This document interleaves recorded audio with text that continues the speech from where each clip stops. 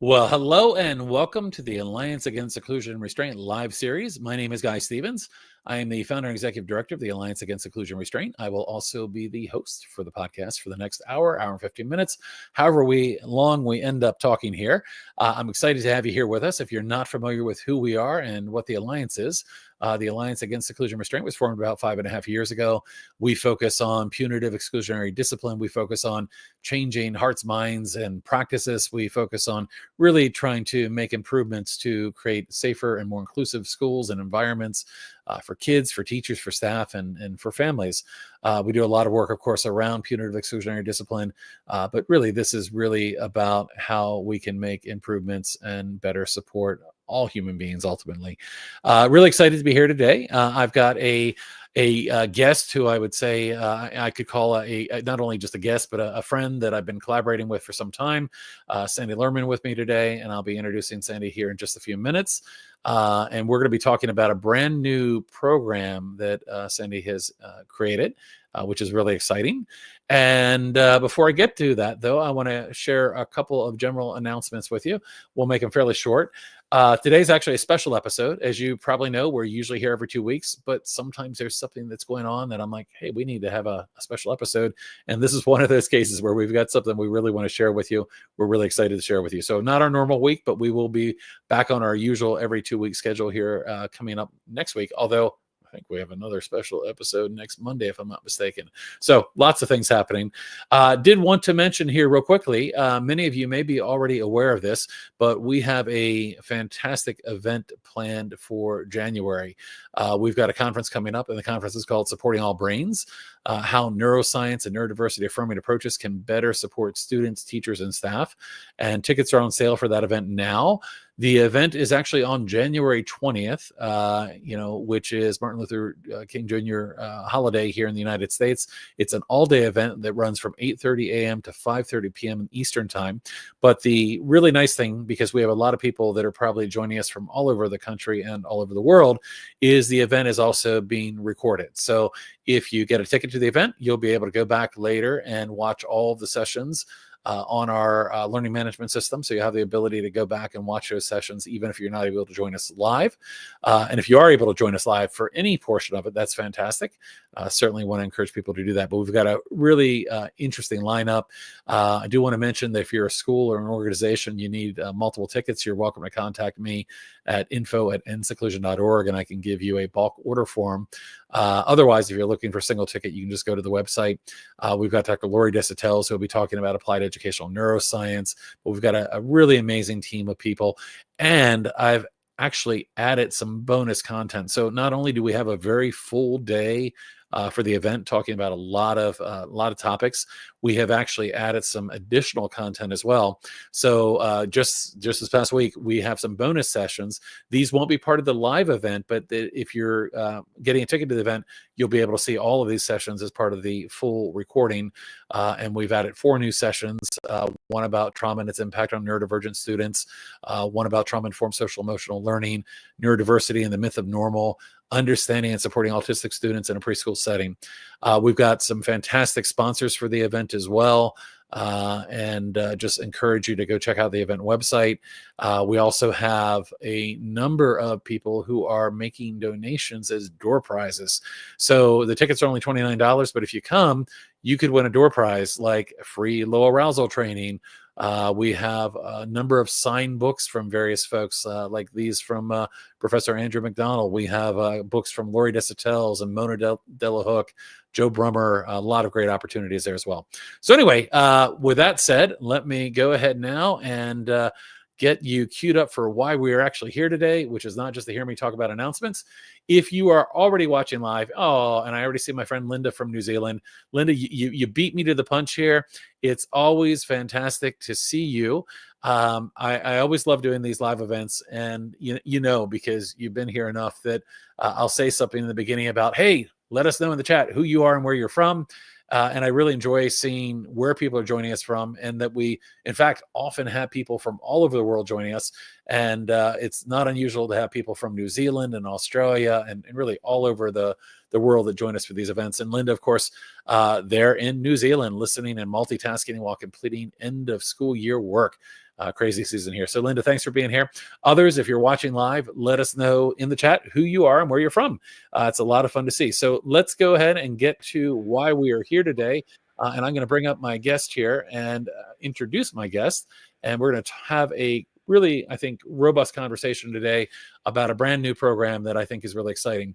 So Sandi Lerman is the founder and program director for Heartstrong International and the creator of the Heartstrong model, a trauma-informed, neuro-affirming system for growth, healing, and transformation in children and adults.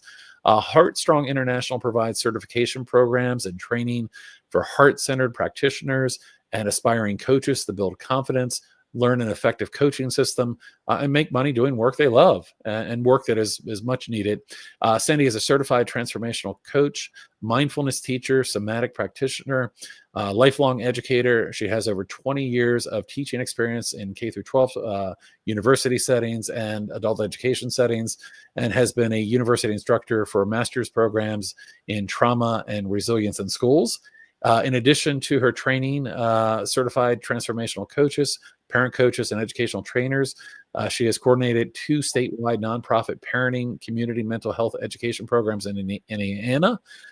You are also a former American Sign Language interpreter, speaks Spanish, and has lived and worked as an international educator in both Scotland and Mexico. I didn't remember that Scotland piece, so I'm learning something new here.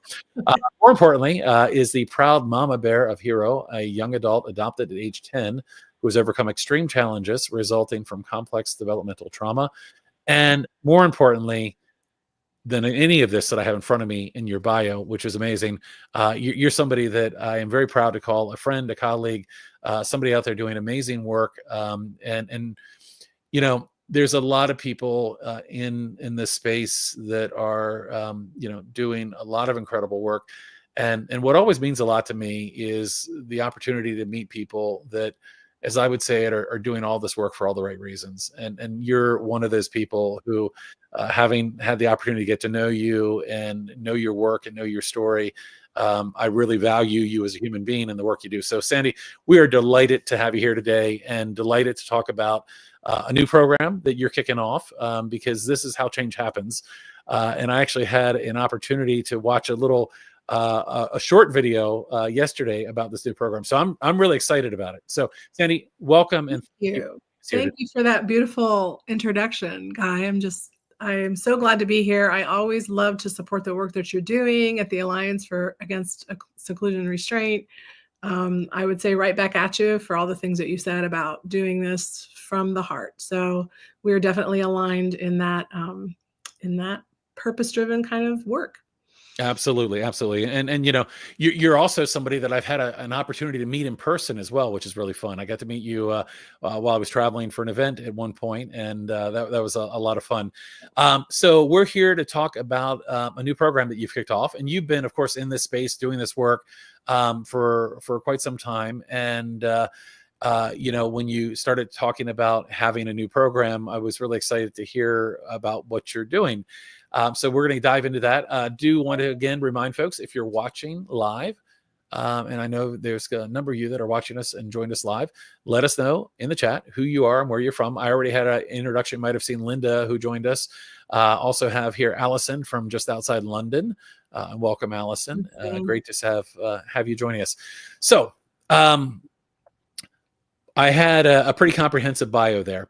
Before we dive into the program, anything I'm missing, anything that you wanted to add on to that in terms of kind of you and why you're in this work? Yeah, thank you so much for that. I've been a teacher for a very long time, but I would say that my son has also been my teacher. And so I come to this work not only as an educator, as somebody who loves kids and who's been working with kids and working with parents and teachers for years and years, but also as a parent who, in the trenches of parenting a child with significant developmental trauma. He was adopted at age 10. He had no language when I adopted him. He's profoundly deaf. He has multiple complex issues going on. But the process of discovering and understanding what was going on for him was absolutely transformational in my life. And because of the way he has taught me to see the world, that is the lens that I want to bring to what I share with you today, what I do in my work, everything that I talk to educators and other parents about, because we're not seeing things from those eyes. Many times we're just seeing it from, oh, we need to look at their behaviors. Oh, we need to look at this and that. We need to see them as human beings first, as people worthy of our attention and our love and our understanding and our really deep, deep, profound compassion for what life is like for them, first and foremost. And so I feel like that to me is the most important piece of all this. It's not only, it's starting with compassion for ourselves, starting with really deeply understanding who we are and who we want to be in the world, and that we are worthy of love and compassion too, but then extending that to the students and the children that we have in our homes and to all the adults as well. And that to me, that's kind of the kernel that I hope that you'll take from our talk today. Absolutely. It's interesting because I think so much of this work, we do a lot of work at the Alliance and supporting kids who are often misunderstood in the name of behavior, who unfortunately are very often on the wrong side of a lot of punitive, exclusionary, discipline and tactics that lead to, harm, not benefit or not help. The focus when people begin talking about a lot of these issues, very often the focus is on kids and changing kids. And what you said there that was just so critical is the fact that this all begins with us. This all begins with the adult. This begins with an adult nervous system, an adult mindset. And, I think that's so important. So I had an opportunity. So what's this new program called that you created? Yeah, so thank you. So the new program is the Heart Strong Changemakers for Children Certified Instructor Training. So I've created a curriculum for those of you who are leaders, those of you who want to or already are working with other parents and teachers and youth service professionals, and you're trying to bring this work to other people to really share with them this new paradigm that looks at that lens, that looks at through a lens of compassion and understanding for what's happening with the nervous system, what's happening with the brain, the body, the sense of belonging, all of those things. So many of us are passionate about it, but then when it comes to doing presentations, it can be hard to put that together if you're not quite sure what to put together. So we at HSI, we've been doing certification programs for years now. We started in we started the company in 2014, but the certification started in 2018, 2019, just before the pandemic, and we were already doing online certifications. So we were one of the first, and everybody jumped on in 2020. But we've been certifying parent coaches and educational trainers for years. And they were coming to me saying, could you give us more practical stuff that we can just use right away? So this program is kind of born from that request, as well as people who are doing the work who just need more resources and more tools to bring to the parents and teachers that they serve. And I can talk about all the details too, if you want to ask me. Sure. So again, you've been doing this training or you've been doing training and coaching for a number of years. Yeah. You have created some, what I understand to be pretty in-depth certification programs. This new program, though, is different on a number of levels, and you were beginning to kind of articulate that here. What was the need that you saw out there in the world that kind of led to this? So, again, and correct me if I'm wrong, but my understanding is some of your certification programs are really, programs that you might spend a considerable amount of time on and very in depth. What kind of led to the ideas that led to this? Hey, I need something different for a different audience. Yes. Thank you. So I used to teach in an online graduate program for curriculum instruction it was a trauma-informed schools sort of program. It was a master's level program. And my concern was that, first of all, I didn't create that curriculum. I was given the curriculum to teach. And I felt like it was very good with the theory of trauma-informed practices, the theory of, understanding the brain, understanding the neuroscience behind all of this. It was very good at giving a sort of an overview, big picture view. But what concerned me was that it didn't give as many practical resources and hands-on tools, frameworks, things that people can actually use to support children and in the moment, right? Because as parent of a child who had extreme explosive behaviors and aggressive episodes, I needed to know what to do in those moments. I needed to know the brain science to have more compassion for what was happening. But then I needed more practical solutions and kind of how do I get him from one level to the next level of growth and healing without this sense of I need to fix the child, there's something wrong with him. No, I need to help him feel a sense of his own safety and security so that he can develop those new levels, right? Mm-hmm. So I created a lot of the tools and the frameworks that are in the program came right out of my own lived experience of feeling very frustrated and very overwhelmed with not having the information, going to conferences, reading all the books, and not having those practical tools and that, like, what do I actually do? What's the step-by-step plan for this, right? So that is how the certificates were created. But this program is really, really just focusing on the tools. We have 8 principles in Heartstrong, and then there are 15 different practices that we use to assess what's going on and to address it in a way that's compassionate and that's transformational, not only for the child, but also for the adult. So when the child is on what we call the spiraling stages of growth, healing, and transformation, it's levels of growth and healing that child is on, but it's also levels of growth and healing that the adult is on in relationship to the child and in navigating that relationship. And so it's a beautiful process of our own journey of healing and transformation while we're supporting the child, because as I said before, my son has been my greatest teacher and continues to be. Mm-hmm. One of the things that's interesting, so I had the opportunity to watch a video that you had put out a week or two ago about the program. You've been kind of getting some information out for people about this new program, and I had an opportunity to watch that video. And one of the things that's really stuck out to me is, again, let's go back to the title, Heartstrong Changemakers for Children. Mm-hmm. And one of the things that I got from, listening to you talk about it was this idea of changemakers. Okay. This isn't just a matter of, let's learn some theory, let's learn some tactics even.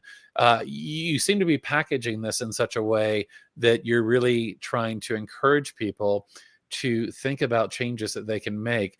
And you kind of talked about at different levels as well. So talk to me about this idea about change makers. Like why is this core? Why is this program, this new program really aimed at this idea of change makers? Who are you hoping to kind of bring into this, and what kind of changes are you hoping that they might be able to accomplish through through the program and through, I mean, your video was very motivational. As I was listening to it, I was feeling really fired up. So tell me about that idea of change makers. Yeah. So change makers are people who are ready to see changes, but I'm not talking about, we need to change this child's behavior. I want to make that super clear. The behavior probably will change, but that's not the goal. The goal is to change how we're approaching the behaviors so that the child is able to grow and become the person that they're born to be, right? So change makers can be parents and they can be teachers, people who are, have constant contact throughout the day with a child. Change makers for children could be social workers, people who work in schools, administrators, occupational therapists, speech therapists, people who are in contact with a child who is struggling, who's having episodes of dysregulation, who is feeling not part or not belonging in school for whatever reason. And it's not just trauma informed. It goes way beyond that, because in the past we have had a trauma-informed certification. And my belief is that people often say, oh, well, that's not for my child. That's for those trauma children. Mm-hmm. And I don't think we can use that label to label children anymore. I think that the way the world is today, all children are exposed to different levels of adversity. Whether we want to label that as trauma, there are different definitions of that. And so people don't understand that all children need changes to be made in their lives in order for their lives to be safe and to feel secure and to be able to grow and heal from whatever they're dealing with. Mm-hmm. So change makers are people who are making changes to the way they're approaching working with children, looking at the environment that might need to change, looking at systems change. And in all of my programs, I'm really on fire for not just, learning this information and this is a nice workshop. we're really about going out and doing the work to be really bold and bring this work to people who make big decisions about what kinds of services our children are getting. So I feel like change makers are people who are not satisfied with the status quo, who really want to make things better for kids and for the adults that support them. That's great. That's great. So let's talk a little bit about the nuts and bolts of the program itself, and Yeah. then I want to get into really, kind of an overview of the kind of content that's in the program. But before we get to the content, there's a lot of different training out there. There's there's training that is an hour or two. There's training that is a semester long. There's lots of different training out there. Give us an overview, kind of like, what does this training look like? How's it delivered? How many hours will somebody be putting into it? Tell us a little bit about kind of the nuts and bolts of the training. Yeah. So to be clear, this training is for a specific group of people. This is a training for people who have some experience with or training in trauma-informed practices, neuro-affirming or neurodivergent affirming practices, people who understand that there is a paradigm shift happening because we're looking at old systems of punitive, those punitive systems. We're not using that in this paradigm. And so I'm really looking for people who are already on board with that to start. And so there is an application process. And if you apply, I'm going to ask you, what does that mean? What is trauma informed? What does neurodivergent affirming mean to you? And so that will let me know if you have just that kind of baseline knowledge. And so it's for people who are really on fire and ready to do the work, or who are already doing this work out there, doing trainings, working with people. They may be parent coaches, they may be educational trainers, they may be consultants, they may be just parents and teachers who are in the community who are supporting other parents and teachers, right? As a teacher, I was often on committees, and I was a department chair for a while, and so I was bringing professional development to the other teachers in the building as well. So if you're somebody who's on fire, that's really who we're looking for. And so the way the program is structured is that it's a train the trainer program. So you will receive a 10-week course that you can use as a standalone parent course or standalone teacher course, or both. I like to teach parents and teachers together because I think that cross-pollination of ideas and contexts is really rich. But sometimes it's hard to do that, to figure out the logistics of that. But if you're doing a class for teachers to teach them about trauma-informed neuro-affirming practices to support growth, healing, transformation in kids and in adults that serve them, that's the topic, right? So it's about how to shift away from using rewards and using consequences and using these old behaviorist principles. I like to say, we're about behavior change without behaviorist methods. And the behavior change isn't always the child that needs to change the behavior. Usually it's the adult that needs to change their behavior. So so that's what it is. But it's a 10-week course. You'll get access to the course. So you're going to get the curriculum. Here are your lesson plans to use for your course. You'll also get slide decks. I've pre-created those for you. If you like to use them, you don't have to use them. But you can use slides. You can do this as an online course or as an in-person course. I think in-person courses are really popular now because people are tired of the online. They want to be in person. So if you're working in a school or you have a community group, you can do a parent course. And you can charge for your course, right? So it's for whatever purpose you want to use them.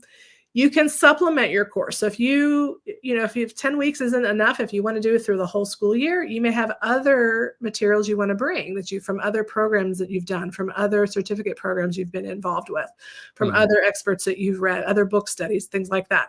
So you could spread it out over the whole school year and just do one per month, and then have in between have a book study or something. So it's very flexible curriculum that you can use sort of like Legos. You can even take one of the modules out of the 10-week course and just teach that as a workshop.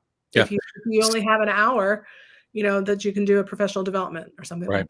So I've got a lot of questions now, and we had a little technical glitch there for a minute, but you did great. You kept going while I think I disappeared into. I'm right now in West Virginia, and for some reason, West Virginia internet was not cooperating with me. Yeah. So I have a lot of questions for you.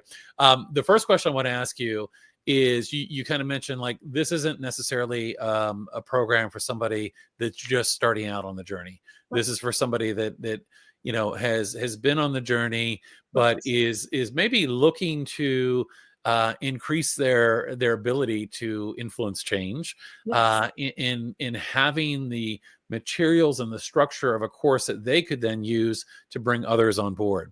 Exactly. What kind of, and I'm gonna use a word, but I'm gonna mean it in a more general way. But what kind of prerequisites might somebody have? And I don't mean specifically, but what kinds of things might somebody have done for this course to be appropriate for them? What kind of training might they have already received? Or Yeah. So I know a lot of excellent folks that are out there doing trauma informed trainings, and we could rattle them off right now, including your organization, right? You do a lot of training here, but I'm mostly interested. For me, lived experience is more important than any of that. So if Mhm, you have some lived experience working with children and parents and teachers in the context that you are, and that could be you have a child who is neurodivergent and you have had to do a lot of research on your own to figure out how to address their need. mhm, If you are a person who is a natural born leader and you also have a child who's neurodivergent and you want to get out there and teach people, then you would qualify. So mhm. it's not about a resume of, Right. letters behind your name. That is not what I'm looking for. Although if you have already taken another certification program or my certification program or another training, if there's other trainings out there that you have about neurodivergence or about trauma-informed practices or anything about brain body practices, somatic Mhm. healing, those kinds of things, Right. that's going to help you. If you have zero knowledge, then I'm just going to want to know what your intentions are and why you want to be in the course, and then we can have that conversation. Mhm. Um, there may be parents and teachers who are new to this who just want to take the course to learn the information, but not to teach it. I would caution them that that's not the overall purpose of this, but that would be okay if they have some knowledge and they have some background, and we can just talk about that. But Yeah. really, it's gonna be very individual to Okay. their Okay. experience. But it's a wide range. So this could be a parent with lived experience, who has been reading books by Mona Delahooke and Laurie Desautel and has been trying things. This could be a educator who has been working in a school where they've been shifting to trauma informed practices, but really wants to dive deeper. This is somebody that is aligned with maybe some of the foundational ideas, but Yes. they're not an expert, but they're looking to further their expertise. But We they are often. an expert. I would challenge that. I Okay. think that parents and teachers who are in the trenches are the experts and those individuals themselves. So if you're a neurodivergent person, Right. you're an adult who is neurodivergent and you have experienced a lot of trauma trying to navigate the system, and you're a leader and you're somebody who wants to do workshops, this would be appropriate for you too. Because I feel like we have this sense that, you have to have a PhD in order to teach Right, on this. right. Yeah, well, and actually, in my use of that word, probably we were saying the same thing. Yeah, yeah, yeah. Not meaning that they're because I agree with you. I do think that the real experts are people with lived experience, but I think that people sometimes have a perception of Right. expertise, like, oh, I need these letters after my name, or I need this degree, and Right. you're saying absolutely not. Yeah. That lived And that's experience what means makes more us to you than different. I mean, that right. makes Heartstrong very different. We have always been a grassroots driven organization. We've always kind of preferred people who are parents and teachers to be the trainers rather than the administrators. Administrators are wonderful people. Some of them are very trauma informed. Right. But if they're not in the trenches of being in a classroom with 20 kids who are throwing desks, Right. it's not quite the same when they're bringing the strategies. So they're saying, "We'll Mhm. just develop relationships," and then they walk out.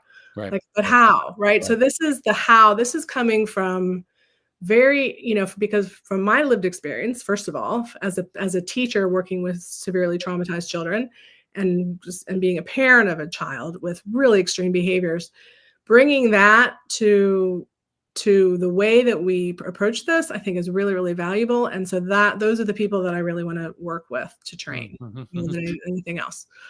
So you said, did you say 10 weeks? Is that what the Yeah, okay. but it's super 10, flexible. So right, like I said, you could use all 10 weeks. There are 10 modules, 10 weeks. Each week has you'll see a demo of me right. teaching the material.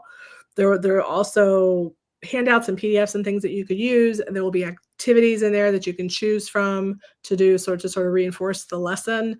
And it's all very interactive and very experiential, because I want people to really learn. The best Right. practices for adult learning are similar to best practices for learning for children. And how much time might somebody expect to put into the course? So let's say we're working on week 2. How much time might I expect to put into the effort of doing that for that given week? And, Yeah. and what happens if life gets crazy and I get sidetracked? Yeah. Well, I'm going to drip out each module so that you have a week to play with that module, and you'll go through the program yourself. So you'll be doing all the learning and all the activities yourself first before you actually do the training. And then there are also videos where I'm training you on how to use this module, and what to do, what are the different options that you can do for this module. And then at the end of it, so as you're going through, you'll have little quizzes throughout so that I can just Right. assess and make sure Yep. that you're on track with it. Once you get to the end of it, so it's your own timing. Like, you could take your time to go through it if you needed to. I would suspect that most people will complete the whole thing within about 2 months. But you could take 3 months, you could take 4 months if you needed extra time to complete it, if life was very busy. But once you've completed the whole thing, taken all the little assessments, and then everything's good to go. And also there are live sessions too, so that you can come and ask questions, and we'll do probably demo some of the activities together on live sessions as well. So that you can get a feel for how that goes. Because it's different when you're doing it in person and when you're doing it, online. It's different to do the activity. So we'll talk about how to navigate that. But then you'll be a certified instructor. And so then once you're a certified instructor, then you have a license to use the materials in whatever context you want to use. And then, but you'll understand like what you can and can't do. We don't want you modifying things, or, so there'll be certain guidelines to that. But then you can go out and do a class and teach the class. Gotcha. And of course you can, but that doesn't mean you have to. Like, if your motivation in doing this is really the knowledge, then certainly this prepares somebody to do a train the trainer program that they could. But they don't have to if that's not really what their goal might be. But of course, I'm sure you would love to see more change makers that are bringing the work forward. So, you mentioned that after completing it, they then have a license to teach it. How's that work with Heartstrong? Are there like fees that go back to? Because you made it sound like they could charge whatever they chose to charge. It's so they get a 3-year license, and then there's a fee to upgrade to maintain your license. And you just have to come back and either do an assessment or retake the course, just to show that you still have the knowledge to be able to teach it. So they're not necessarily having to make payments to Heartstrong every time they. No, It's just kind of, they have a license and they can go. Right.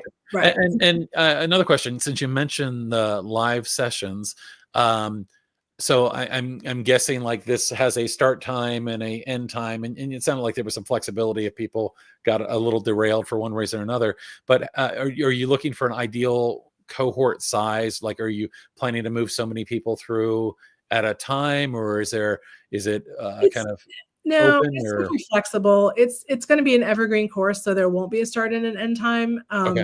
We won't be doing the entire program together, so it is pre-recorded, so you'll do that on your own time. And the reason I do that is because we are an international company. We have a lot of people from New Zealand and Australia and other countries that come to our programs, and so it's hard to find one specific time where everybody can meet at the same time. So what I do for the live sessions, whenever I'm doing a certification programs, we do it the same way. Everything's pre-recorded, and then we come together for the implementation piece where, for example, in the parent coach training, we will do maybe we'll do some practice parent coaching on a live session, that kind of thing. So for this program, this is the first time we've done it. This is new. So we may tweak things as we go to see what works best. But my thought is that when we get together, we will do one of the activities from the program, and it could be randomly chosen, right? You don't have to go in order, because the way it's designed is you could do individual modules as a standalone module. So we will do one of the activities.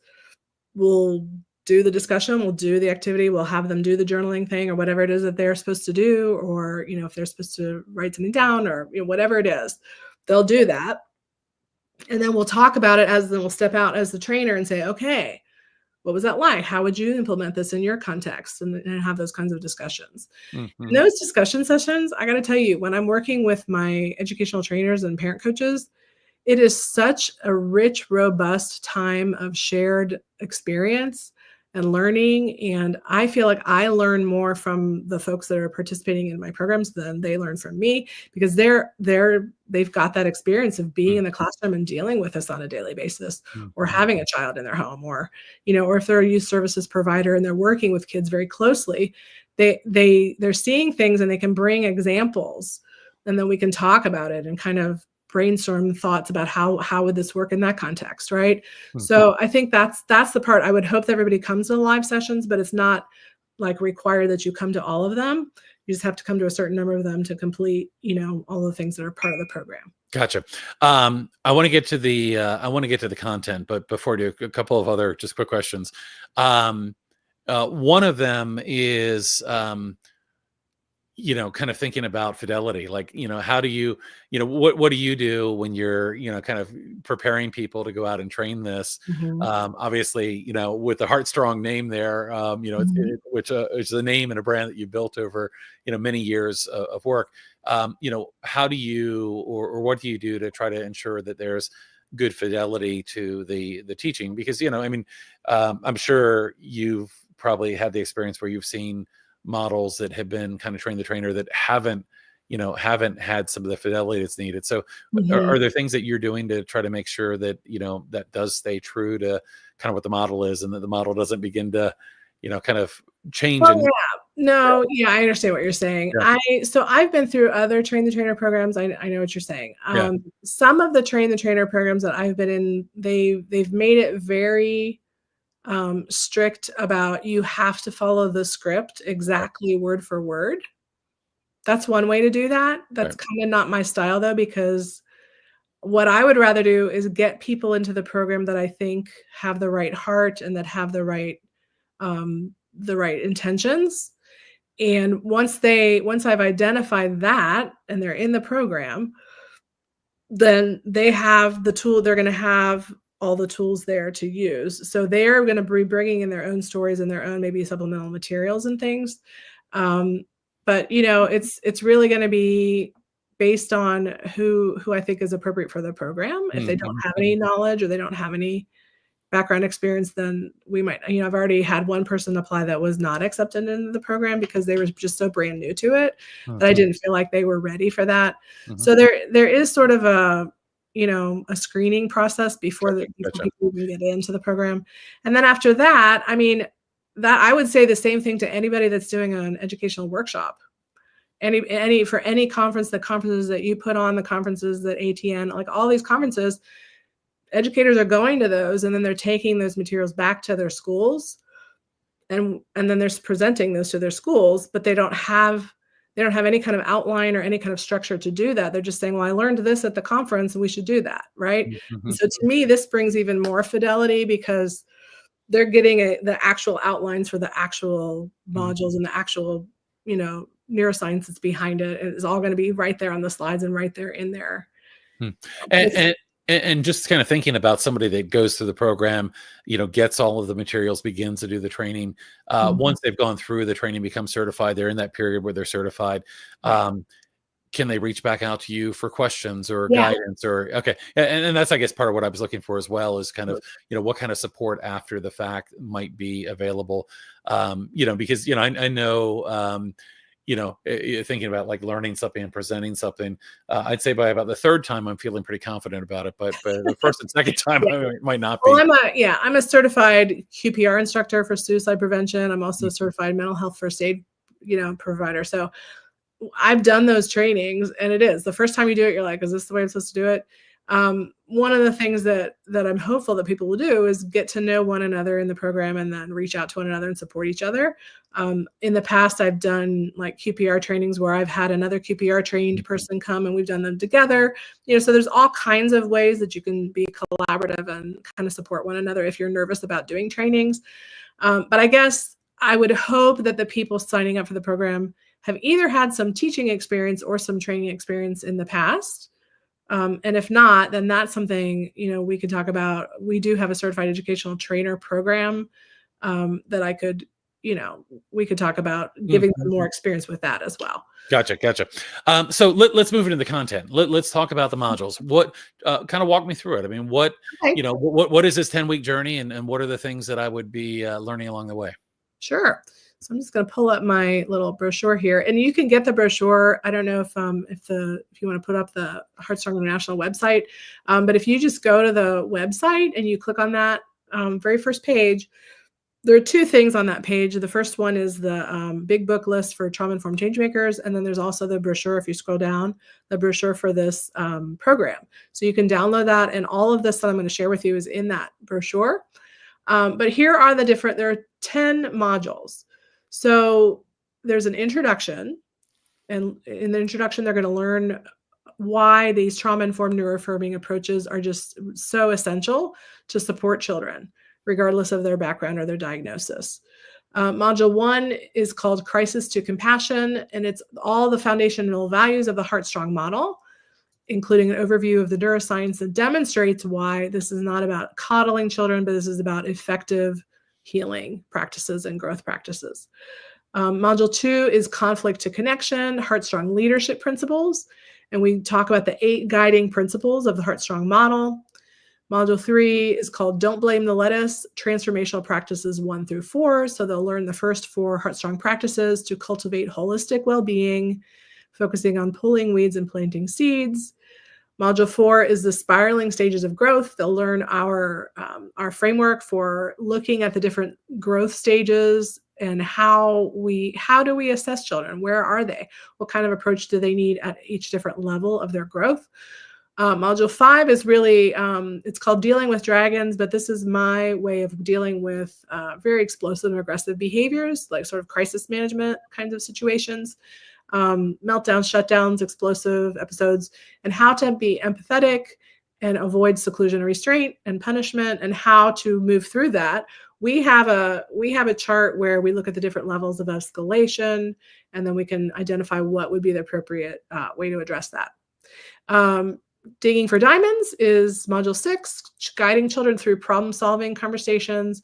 We have a process called a heart-to-heart conversation, similar to what Dr. Gross-Green does, but actually very different and more highly scaffolded for kids who are neurodivergent and kids who have extreme trauma. And we promote empathy, reduce reactivity, and support communication, because a lot of our kids just don't have those communication skills yet. So we're building that capacity. Module 7 is the Heartstrong system. So taking all of these different practices, putting them together, and creating it's a 5-step process for transforming challenging patterns and integrating each piece of the Heartstrong model for holistic support for the adult and for the child in any context. So adult to, teacher to classroom, parent to child at home. It's really adults with adults can use these systems as well. And then module 8 is the heart of a luminary leader, how to apply the Heartstrong principles and practices to your own growth and transformation, become a leader who lights the way for others. Because we can't do this work if we are just focusing on fixing kids. It's all about our own internal self-leadership first.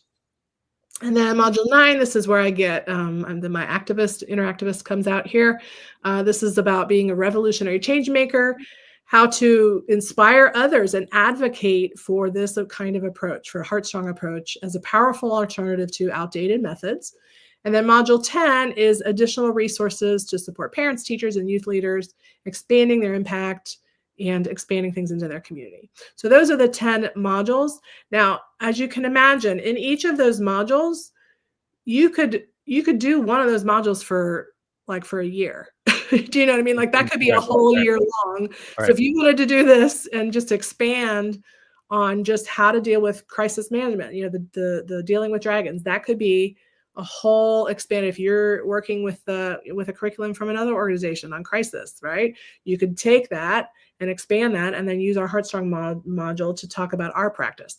So really, HSI, we have our own frameworks and practices that I'm teaching you, that I'm allowing you to use, and you're going to refer people to HSI. This is where they came from.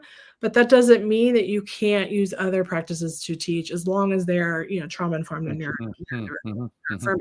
And I don't think anybody that graduates from this program is going to be using things that we don't approve of, because we're going to demonstrate to them through this program that a trauma-informed approach is ideal for all children. So of course, we think through our lens, right? And as I'm listening to you, as I'm thinking about this, as I'm aware of kind of the program, I'm thinking about the application, that may be happening in schools. Of course, all of these things, all of these principles are things that can be helpful to families. But I can think of a lot of other settings where these kinds of things might be helpful as well. What if you had a vision or a thought of what kinds of other environments might think about training like this? Are there other environments where, I could think, for instance, thinking about, residential, facilities, or, other facilities where people are working with, youth and children as well. But even in working with adults, I can see a lot of application of this. So tell me, where do you see people using this model? Well, thank you. Yeah, that was part of the reason why we've changed the name. It's not, we have the certified parent coach with educational trainer, obviously for parents and teachers, right? One of the reasons I wanted to just make it a little bit vague and say Changemakers is for that very reason, that there are Changemakers in just about every context where people are working with children or raising children or supporting children. As you said, residential treatment centers, their foster and adoptive care agencies.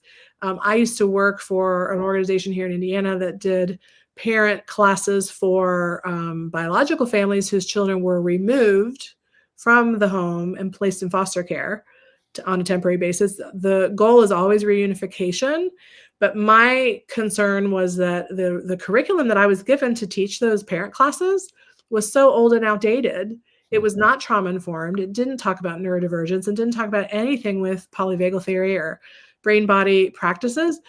And those parents then were getting their children back because they were mandated to take a 10-week class by the courts. And then they were graduating from my class. But I felt like I had to supplement so much that I created myself because it was so lacking.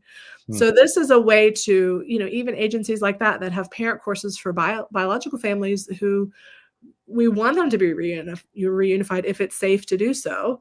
But they need trauma-informed practices so that they don't resort to punitive practices, which cause them to be placed in child services, So that's a big passion of mine, is that, I wanted to create a curriculum for those folks too. I could see this being applicable to anybody that's working in a medical or therapeutic setting.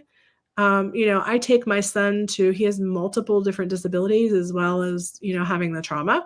And so he has to go to medical appointments quite frequently for various types of therapies and things. And those folks very rarely have an understanding of what's going on with his protective behaviors, because they just think that he's being defiant if he's not willing to do something they ask him to do. And so is this demand avoidance. Neurodivergent kids have pathological demand avoidance many times, often from trauma. There's an anxiety demand avoidance. There's all kinds of reasons kids do protective behaviors because of their trauma, because of their fears, because of sensory overwhelm. All of these things can affect children. And folks who are out there doing services, they may or may not be aware that it's not always just, they're badly behaving children. It's not about that. And parents get blamed because they say, oh, well, you don't know how to control your child, So these are the kinds of people that need this training as well, that could benefit from being in a class. So if somebody interfaces with medical professionals, you could do a class just for medical professionals who are interested in learning these kinds of approaches. So you provide all of these materials. So your certified instructor can then go off and train this, and Yeah, you seem to not only allow but encourage flexibility with how they might do it. yeah, So, for instance, if I'm a yeah, and I'm just going to make a hypothetical scenario. yeah, I'm a social worker. I decide to take this. I work in a school and I want to bring this training into the school. Maybe what I do is work on pieces of modules at staff meetings, or maybe we have a professional learning community and we figure out how to integrate. And rather than having a 10-week program, we do it over the course of a school year and we roll out bits and pieces of it. So there's a lot of flexibility then in how people might choose to teach it. You provide the decks for them, and of course, that's a great opportunity to present this live. Would they also then be able to record their own presentations and offer those to people that weren't able to join them in person if they wanted to do something like that? Is there that kind of flexibility as yeah. well? Or? I'm going to discourage that because that gets out of hand if you're just sending, the lessons to people. Right. I Gotcha. think that this is going to be a very interactive kind of situation. So I'm really encouraging them to do it either live on site Mm-hmm. or live on Zoom. I don't think Gotcha. it would be appropriate for them just to send the lessons to people. Gotcha.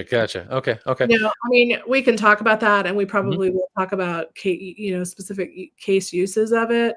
mhm. But yeah, that's a little Okay, bit too. okay. Okay. So I did bring up your brochure, by the way, which I've been kind of Yeah. scrolling through a little bit as you've been talking. And one of the other things that's mentioned here is about earning graduate credits for these Mhm. programs.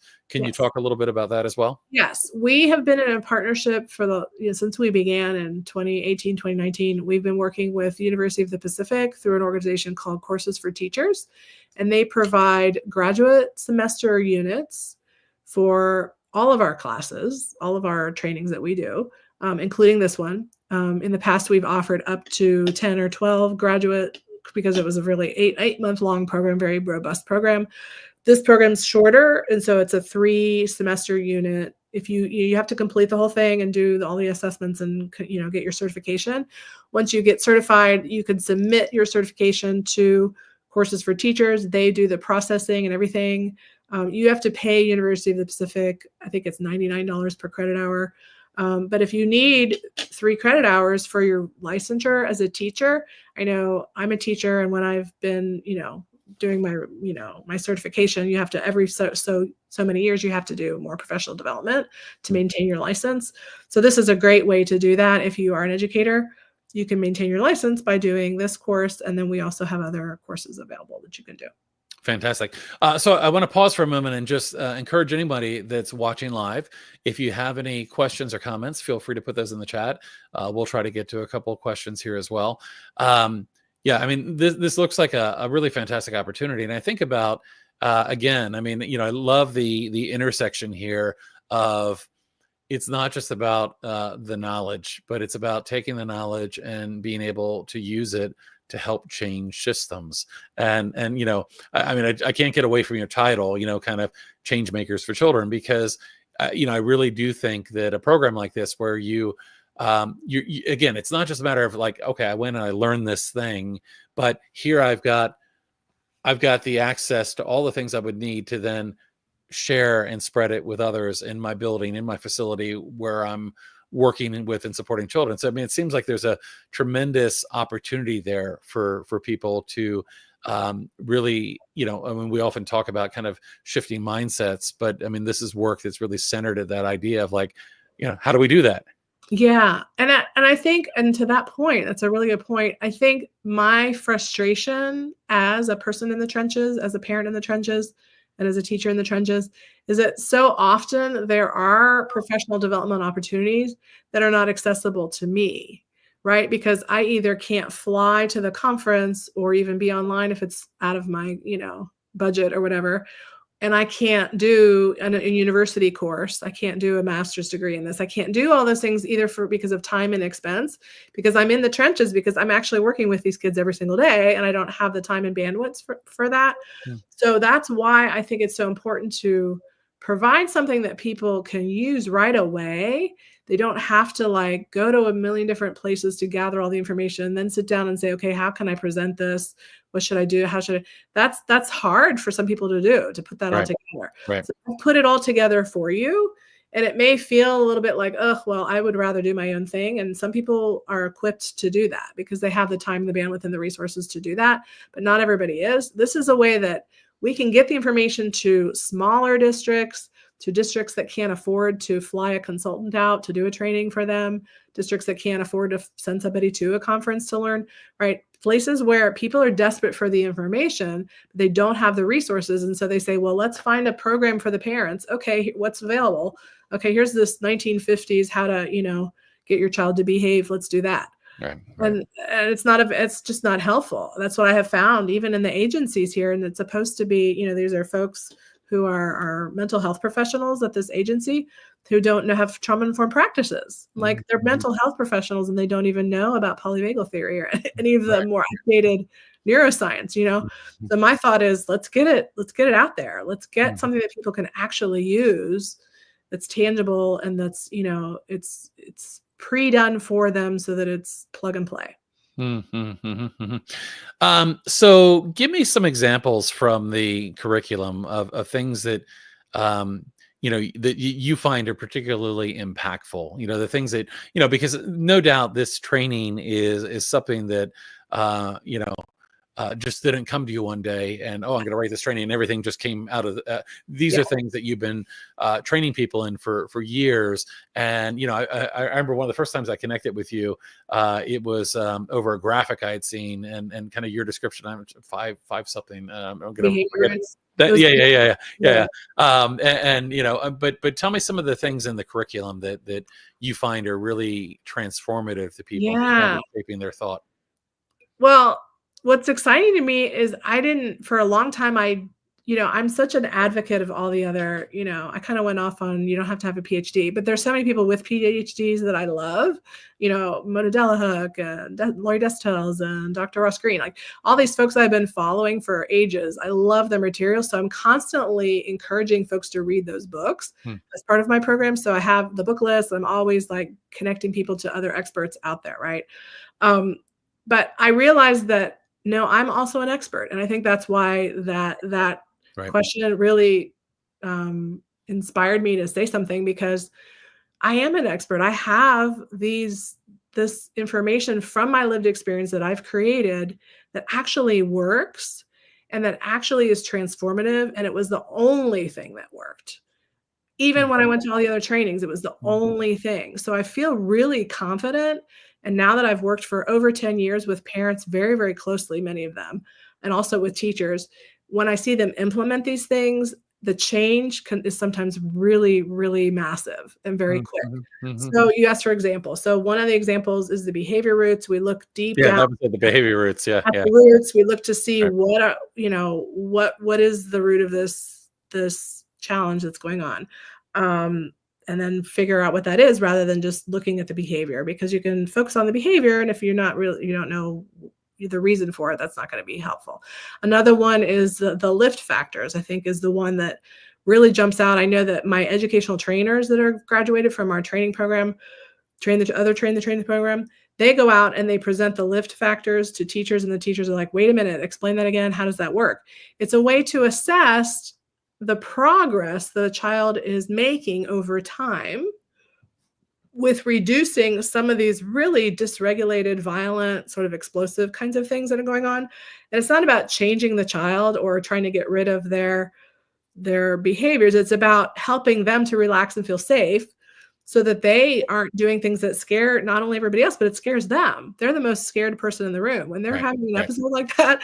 So we don't want that to happen to them, but it's not because we're angry or upset with them. It's because we don't want them to experience that sort of rage and anger and frustration, right? So, but you can track over time how kids are responding to the things that we're doing to make them feel safer, to relax their nervous system.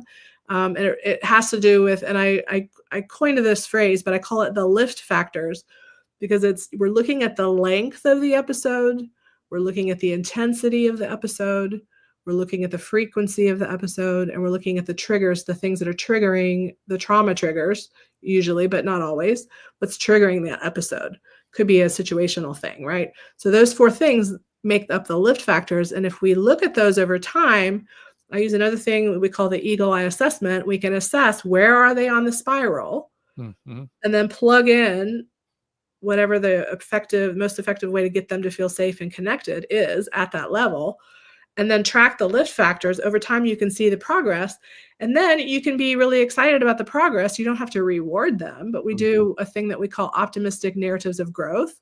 We instill in the child a sense of their own self-efficacy. Mhm. Mhm. Because Mhm. once a child has felt successful at something, they're going to want to feel that more and more, right? Mhm. Mhm. Just Mhm. like when you learn how to do a math problem, you're like, "Oh, I'm pretty good at math," right? And then you get this self concept of a person who can do math. Right. Why can't we do that with behaviors, right? A child who's being dysregulated all the time, they feel horrible about that. They, Right. they don't want to feel like that. Oh But we yeah, want I mean, and them it to feel becomes, I that mean, too. how they view themselves and how you view yourself. Exactly. Yeah, So yeah. I've always said that it's about brain and body, right? We have the brain, we have the body, but it's also about belonging, and it's about becoming. It's about Mhm. who is this child becoming, and what is the vision that we have for the child. And that's why we use the spiral, because we can have a beautiful, healed, transformed, gorgeous, excited, happy, joyful vision of who this child really, really is deep down inside. That's why I call it digging for diamonds, because Mhm. every child, it has diamonds in there. There's diamonds in there. You got to look past all the stuff that we see on the surface, right? Find the diamond, let that shine, bring that out, let the child see it, because they don't see it. We can see it. We see the potential there, right? And then you bring that out, and then you just shine a light on that all the time. Mhm. And that's not giving them a token, here's your sticker for the day for sitting in your seat. That is not what this is. This is about seeing who they are becoming. My son is an amazing artist. And so that's one of the diamonds that I see in him. And so I'm constantly encouraging that art, taking him to art therapy, taking him to art classes, taking him Mhm. to displaying his art. That's a diamond. That's something that I want him to have a identity as an artist. And so we're building the child's identity. We're not just changing behaviors. There's so much focus on that. Right, right. We've got to go beyond that. We want to help them to become who they were designed to be in the world, Mhm. to hold Mhm. that vision so that they can catch that vision. Once they catch that vision, the behavior stuff just changes on its own, because the Right, child's right. going to start behaving as though they already are that person. Right, right, right. Yeah, you know what I love about your answer to that, is I think what makes this so powerful. You mentioned, and certainly we have worked with a lot of the people that you mentioned in terms of some fantastic work out there. Oh, Mona and absolutely. Lori, and I mean, there's so much out there. Bruce Perry's work. All of this. But what I love is the approach of kind of bringing things together. Um, because there's some great resources out there, great books out there, great approaches out there, great Absolutely. models out there. But sometimes they're not complete. And I don't mean that as a criticism. I just mean the fact that they may be looking at a part of this, but when you're Mhm. able to have a kind of a more holistic approach and bring all of these things in, I mean, to Mhm. me, like why matters, right? And I mean, there are some that would just focus on, okay, well, here's your solution. But I think without having some of that prerequisite knowledge of understanding the impact of trauma, understanding the way the brain works and the brain and the body, Yes. all of those things are critical. And that's what I Yeah. love about your work is it really kind of brings those things together. And then on top of that, you have your own experience, wisdom, and expertise that you bring to this, which is really exciting. So if somebody were interested in this program, let's talk a little bit about how they would proceed. I want to talk to you a little bit about kind of what the investment is as well. I mean, what's I'm sure people are like, okay, well, 10-week course, what's it going to cost, or all of those things. So can you talk a little bit about kind of what they would do if they were interested? I know there's an application process, but also what their expectation would be in terms of the investment that they might be Yeah. making. So we didn't want to make this unobtainable for folks, because we are looking for lived experience folks as well as people who have experience and have training in the area. And so we decided to start out with a really reasonable tuition. The program investment for the whole Train the Trainer program is $1,450, which if you look at other certificate programs, most of those are 5,000 and above. If you look at other university level programs, ours, you can get 3 graduate credits for it, and that's a pretty typical cost of a course for 3 graduate credits. So we put ourselves right in kind of the middle range of that tuition. We also allow for payment plans if people need that. If I don't want this cost to be a barrier to anybody. So if you are super interested in this and even doing the payment plan is going to be a problem, then just reach out to me. We can have a conversation. We've awarded a lot of very generous scholarships and partial scholarships in the past. But the most important thing is that you're not only getting the course, but you're getting the trainer piece of it, right? So you're getting the course, you're getting all these materials that you can then go out and use to actually run your own course and get paid by other people to do it. So it's really not only an investment in your knowledge and your understanding of the Heartstrong model, but it's also an investment in your own professional development, so that if you wanted to go out and do this as a class to, to people to earn some money as a parent coach or in another way, if you're working for an agency, I know that when I went to do my mental health first aid training, that was about $2,000 for a one-day workshop to learn how to do a one-day workshop. So to me, this is super reasonable compared to other train the trainer type programs. In the future, as we get more robust, we may increase the price. So this is the lowest it will be probably. So this is a great time to jump in if you're interested. And you mentioned certification and recertification. So with the initial training, they would be certified for a period of time to yeah, their license to use the materials lasts for 3 years. If they want to continue, then they just have to reach back out to us, and we're looking at different ways of doing that. We may have them have the option of just retaking the program and doing the quizzes over again, or we may just have another like a final assessment that they would just have to do to prove that they know the stuff. Because if they, another thing that we've done that I've had to do as a certified QPR trainer is that I have to kind of demonstrate that I'm using the materials. So if they can demonstrate that they've trained people in it several times, that's another way to demonstrate that they're still able to keep their license. So we'll have all that available. Yeah. And as you're talking about, cost, having,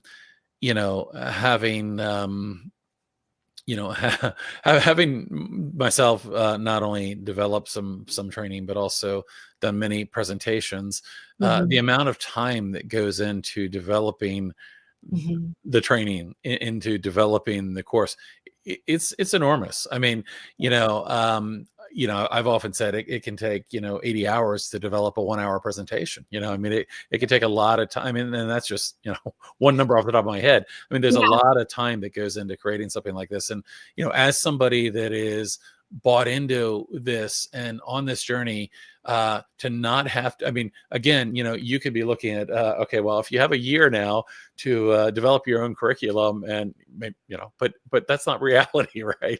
So I think the fact that you have created this and over your time in doing this work, been able to, create this program and curriculum, it's enormous. I mean, it's a really, removes a huge barrier that people might have that want to get into training this kind of work. And I agree with you. I mean, certainly the cost is, I think affordable and very fair given what you're doing. I did a polyvagal certificate at one point, and I know it was more than that.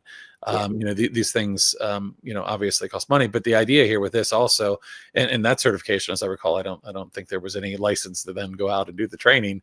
I mean, this is actually something that you could, then offer training and generate income from if you're a coach or a consultant or whatever you might be. Yeah.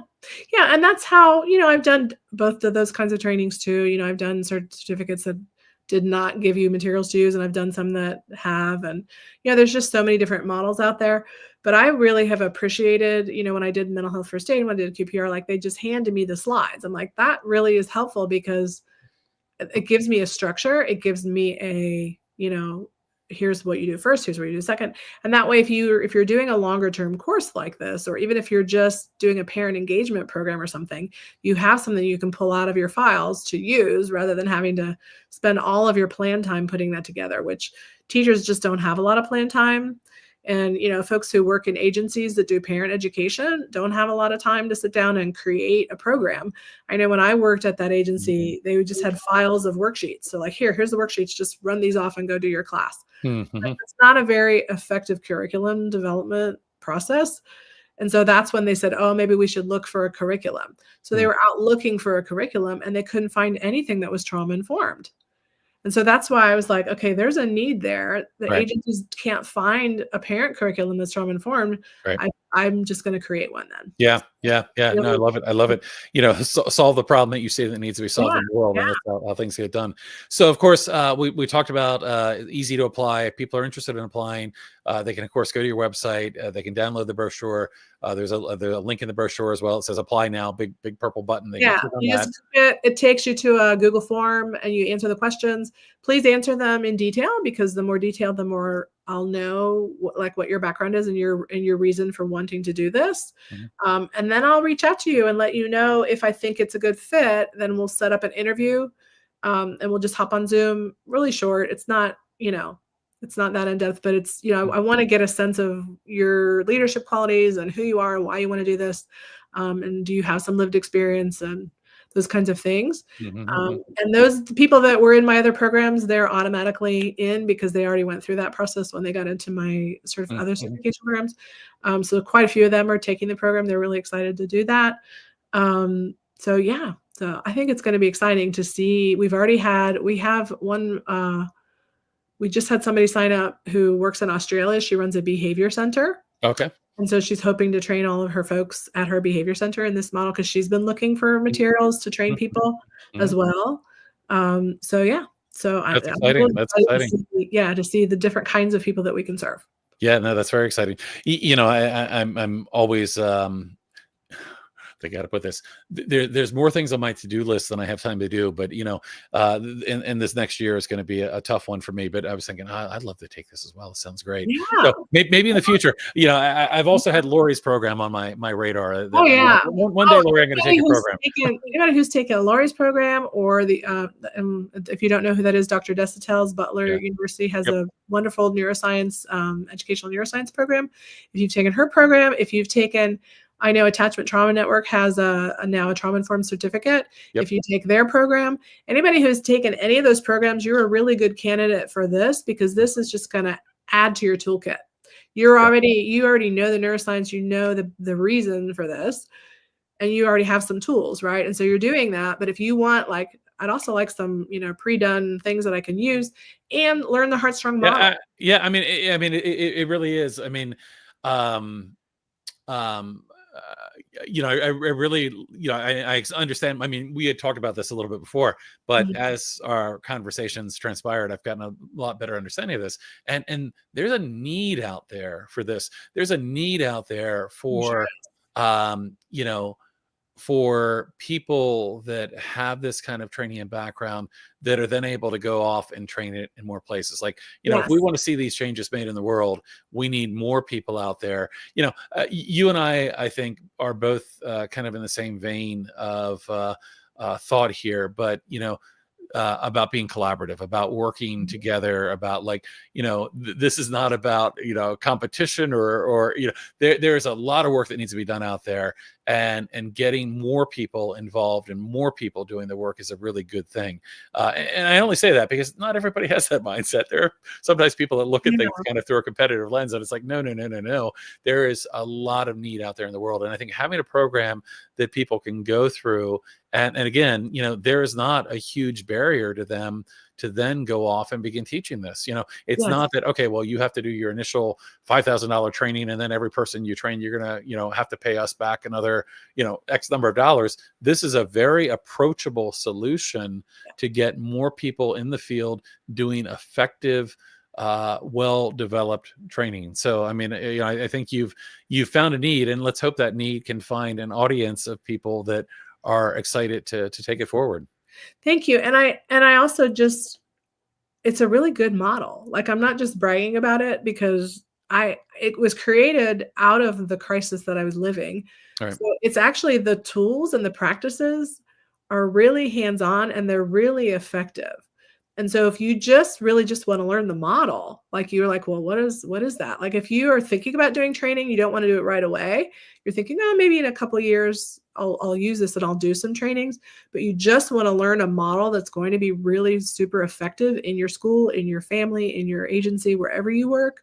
this is a really good model to learn, to supplement whatever you're doing, or maybe to replace the old stuff that you're ready to put in the recycle bin.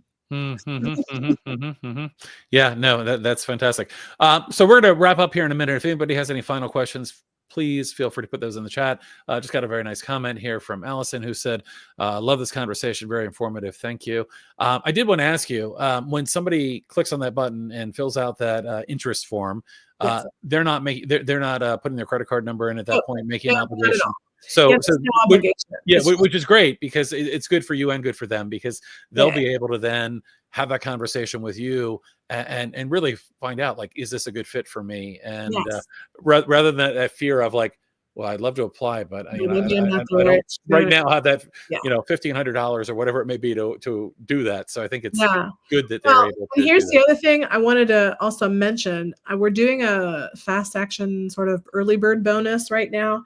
Anybody that signs up, we've had the enrollment open for a little while, but if you sign up by this Saturday, even just to have a conversation with me, I'm not going to hold you to enrolling by Saturday, but if you've signed up to have a conversation or you've just filled out the application by this Saturday, you're eligible for a 90-minute private call with me at any point in your program or after your program is complete, to talk about how to implement this in the context where you want to use it. So if you're a school and you're like, how are we going to do this? We're going to have a 90-minute conversation to see like what would be best practice for implementing it in a parent course, or how to do parent engagement. I worked as a parent liaison for a school once, and I know it's not always easy to get parents to come to your class, but I have some effective ways to do that, so I can support you in figuring that out. If you work for an agency, we can talk about what's best practice for that. So because I've worked in a lot of those different contexts, I have the experience that I can bring to helping you figure that out, how to take this, and maybe you're just going to do little pieces of it, or maybe you can supplement it with, maybe they already have a parent curriculum that you have to use, but maybe you can use this as additional something rather. So yeah, so that's a That's free great. bonus Great. if you Well, sign yeah, and that's a great option. But it also brings up another point, which is, beyond the course, of course, you are available for consulting if people are interested in that, and Yeah. you offer other services as well. Do you want to just speak briefly to that, kind of the other services that you offer? Yeah, so we are wrapping up. We're pausing right now because this is a big launch for this new program, but it's going to be coming back. So I won't give a lot of detail about that because it hasn't been developed yet. But we have, in the past, we had a certified educational trainer and then a certified parent coach training, which we're going to change the format of that. And that's kind of a to be announced kind of a thing. But we have certified quite a few parent coaches. And so if you are a parent who's watching this and you think, I just need some parent coaching, then you can also reach out to me and I can get you connected to one of our parent coaches, our graduated parent coaches, who can support you with parent coaching, which would be online or by phone, whatever works best for you. All right, sounds good. So I want to thank you for coming on with me today and talking about this, and I'm really excited about the launch. I'm excited about your work. Any final thoughts or final words you want to leave us with as we wrap up today? Well, first of all, thank you again for having me. And it's been a pleasure, as always, talking to you. And I would just say, anybody that's out there who's thinking about the program, just realize that just by your presence in the life of children, your presence in the life of parents, teachers, caregivers, people who are supporting children, you are already a change maker. This is just another tool for you to really amplify that and expand your reach. But make a commitment today that you're going to do something. And if, I don't know, Guy, if you shared my little talk about that, but I talked about being bold, standing up for what you believe in, speaking up for what you believe in. Things are hard for kids and parents and teachers right now. We need leaders. We need people to really be the change that we want to see.